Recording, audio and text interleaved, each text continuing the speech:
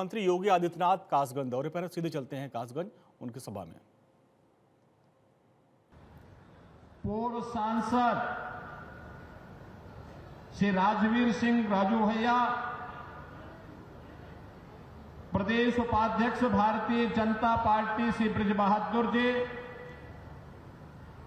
प्रदेश मंत्री श्रीमती पूनम बजाज जी, जिलाध्यक्ष नीरज शर्मा जी, कासगंज की नगरपालिका परिषद के अध्यक्ष श्रीमती मीना माहेश्वरी जी, अध्यक्ष नगरपालिका परिषद सोरो श्री रामेश्वर दयाल मोहरे जी, आज के इस कार्यक्रम में उपस्थित भारतीय जनता पार्टी के सभी पदाधिकारीगण, उत्तर प्रदेश के पुलिस महानिदेशक श्री प्रशांत कुमार जी, प्रमुख सचिव गृह श्री संजय प्रसाद जी, प्रशासन और पुलिस के हमारे सभी वरिष्ठ अधिकारीगण, कासगंज से जुड़े हुए मेरे सभी उपस्थित बहनों और भाइयों, आज ये मेरा सौभाग्य है कि श्री हरि विष्णु के 12 अवतार की इस पावन धरा को नमन करने, भारत के ज्ञान की परंपरा को सांख्य दर्शन के रूप में आम जनमानस को एक नई प्रेरणा और प्रकाश प्रदान करने वाले महर्षि कपिल की इस पावन धारा को मुझे नमन करने का सौभाग्य प्राप्त हो रहा है। इस अवसर पर कासगंज वासियों को 724 करोड़ रुपए की परियोजनाओं की सौगात भी मिल रही है। इसके लिए कासगंज के जनप्रतिनिधियों को हृदय से धन्यवाद देते हुए यहां की जनता जनार्दन का मैं अभिनंदन करता हूं, उनका स्वागत करता हूं।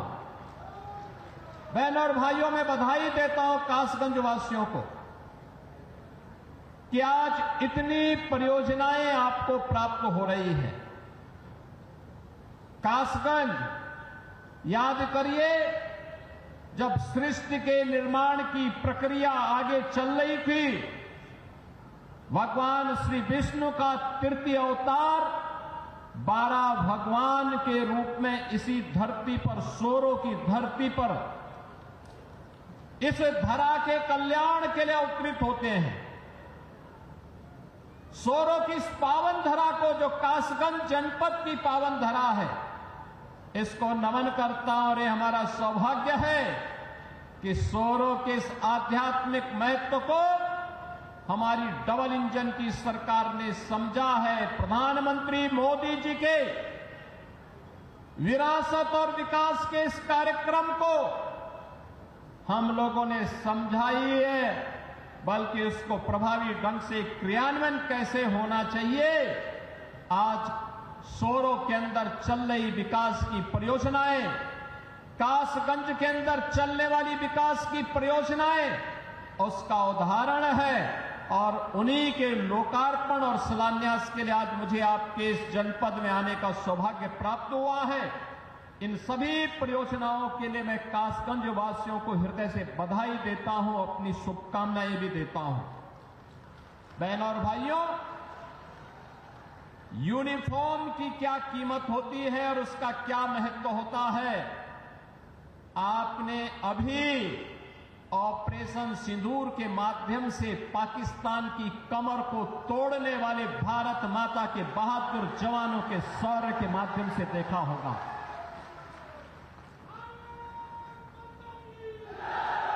आपने देखा होगा कैसे प्रधानमंत्री मोदी जी के मार्गदर्शन में भारत के बहादुर जवानों ने पाकिस्तान को चारों खाने चित्त करते हुए उसको उसकी ही औकात में लाने का काम किया है। अगर हमारे पास मजबूत सेना नहीं होती, भारत माता के पास बहादुर जवान नहीं होते, तो पाकिस्तान जैसे दुश्मनों के रहते हुए देश की जनता कैसे सुरक्षित रहती, कैसे सुरक्षित रहती। अब तो भारत ने बता दिया है कि अगर हमारे एक नागरिक को भी छेड़ोगे तो अपने अस्तित्व के लिए जूझोगे, अपने अस्तित्व के लिए जूझोगे। और आज पाकिस्तान दुनिया के अंदर गुहार लगा रहा है कि जान बख्श दो एक बार। बहनों और भाइयों, ये इसलिए क्योंकि पिछले 10 वर्ष में प्रधानमंत्री मोदी जी के नेतृत्व में सेना के आधुनिकीकरण को लेकर के,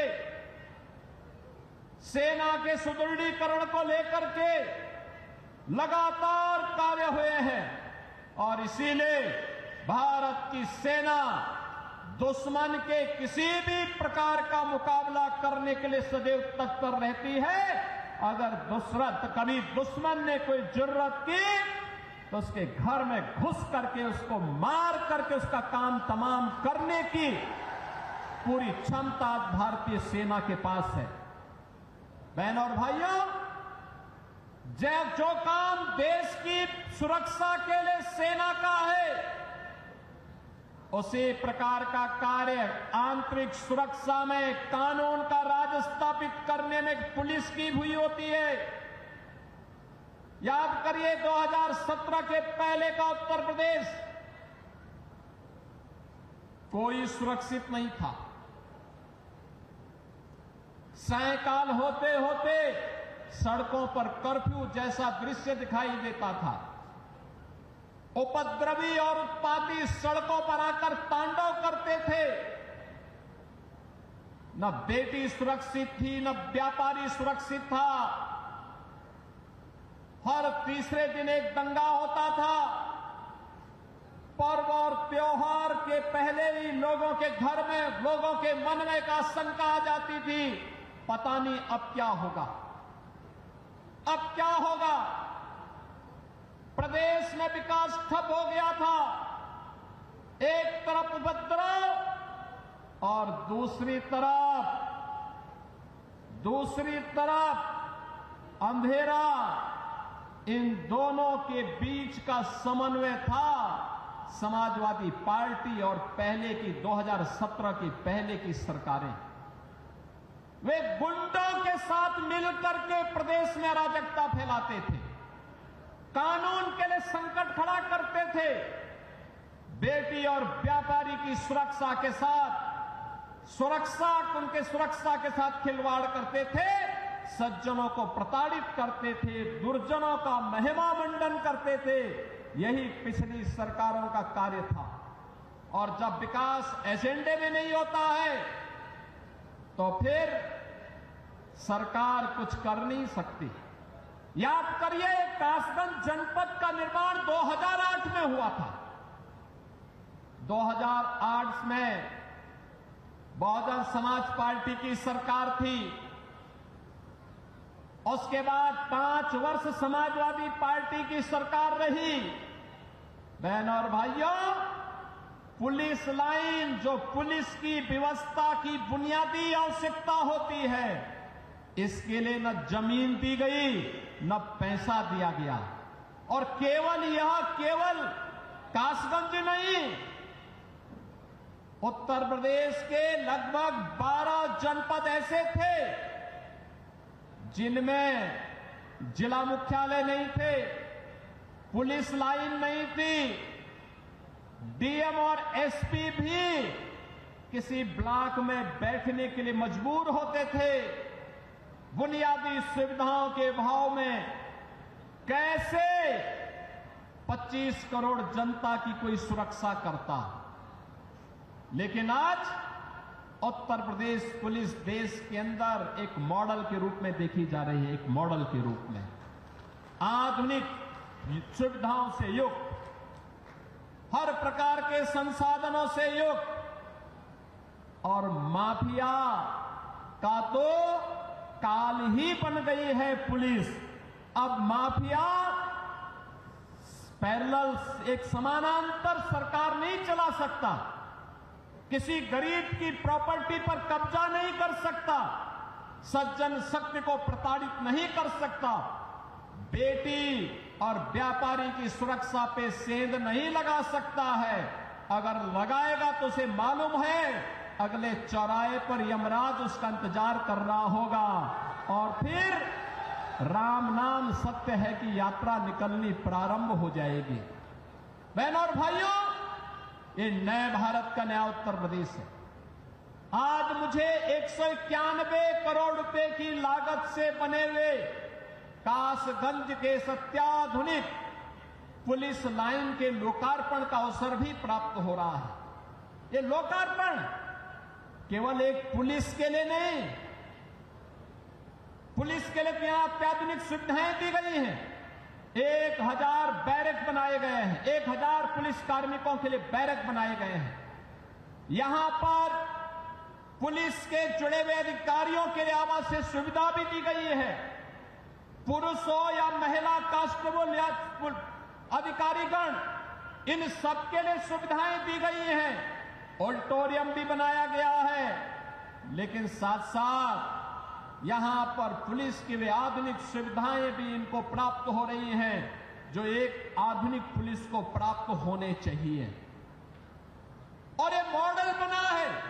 उत्तर प्रदेश पुलिस आवास निगम ने एक समय सीमा के अंदर इसे निर्माण करते हुए आज समर्पित किया है और यह कार्यक्रम अनवरत रूप से आगे बढ़ेगा।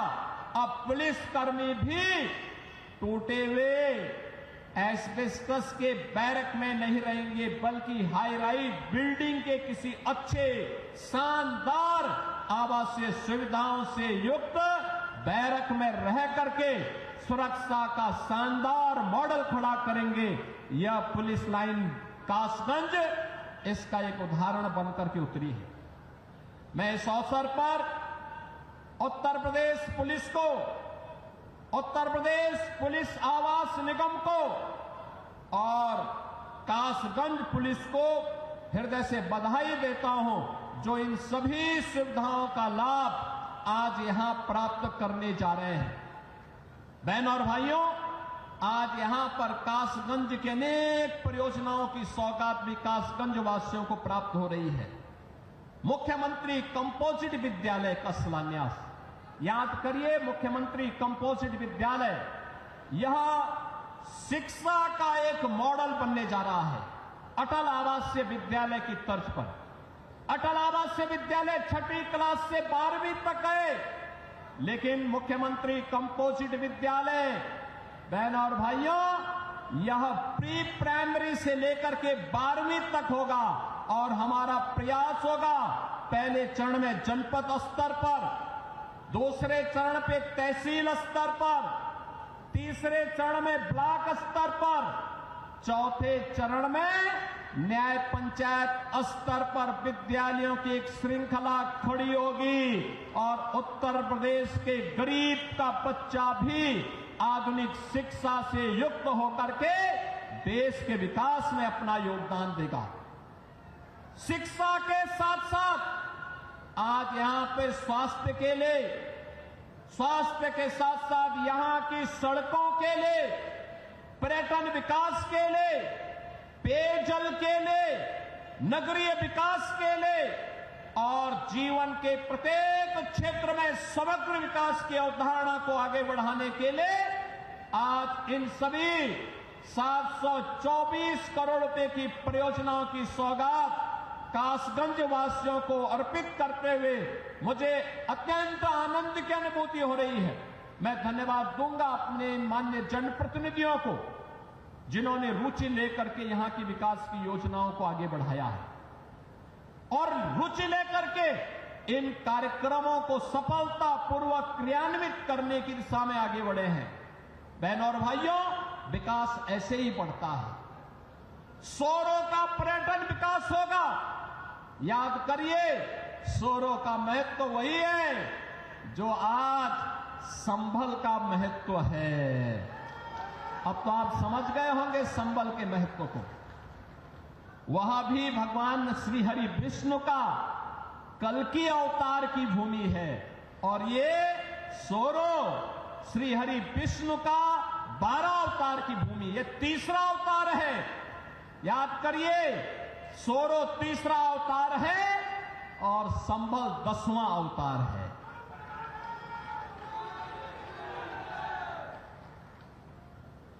श्री हरि विष्णु का ही अवतार भगवान श्री कृष्ण भी हुए और श्री हरि विष्णु का ही अवतार मर्यादा पुरुषोत्तम भगवान श्री राम भी हुए।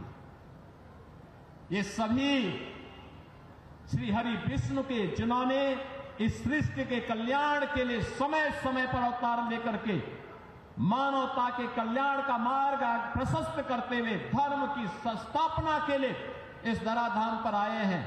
पर्यटन विकास के माध्यम से जैसे आज अयोध्या का विकास हुआ है, जैसे आज मथुरा वृंदावन के समग्र विकास की एक बड़ी कार्य योजना को लेकर के हम आगे बढ़े हैं, ऐसे ही सोरो के विकास के कार्यक्रम को लेकर के भी हम आगे बढ़ेंगे। इसके माध्यम से कासगंज का विकास होगा। जैसे प्रयागराज महाकुंभ में करोड़ों की संख्या में श्रद्धालु जन आकर के वहां पे आस्था के अभिव्यक्ति को भी प्रदर्शित किए, लेकिन आस्था को आर्थिकी के साथ जोड़ा जा सके, इसका उदाहरण प्रयागराज ने दिया है। ऐसे ही आपका सोरो भी देगा। और इसलिए बहनों और भाइयों, विकास की इन सभी परियोजनाओं के लिए आगे बढ़ते हुए कासगंज वासियों को इस बात के लिए आश्वासन देते हुए आज मुझे यहां बताते हुए प्रसन्नता है, यहां पे कुछ प्रस्ताव हमारे जनप्रतिनिधियों ने इन्हें दिए हैं। इसमें ये प्रस्ताव मुख्य रूप से एक कासगंज का है, नदई पुल का सुंदरीकरण और उसके पुनरुद्धार की योजना का है, कासगंज की पौराणिक परंपरा को एक म्यूजियम के रूप में सजोने का है और म्यूजियम के रूप में सजोने की इन परियोजनाओं के लिए हम अपनी सहमति दे रहे हैं। कासगंज वासियों में अपनी पौराणिक परंपरा के बारे में इस बात की जानकारी हो सके। नगर पंचायत सोहावर ये अमापुर का है, यहां पर बाईपास के निर्माण का कार्य होगा और साथ साथ दरियागंज में झील के सुंदरीकरण के प्रस्ताव को भी हम आमंत्रित कर रहे हैं। ये सभी प्रस्ताव आते हैं तो कासगंज जनपद को समग्र विकास की दिशा में आगे बढ़ाने में मदद मिलेगी।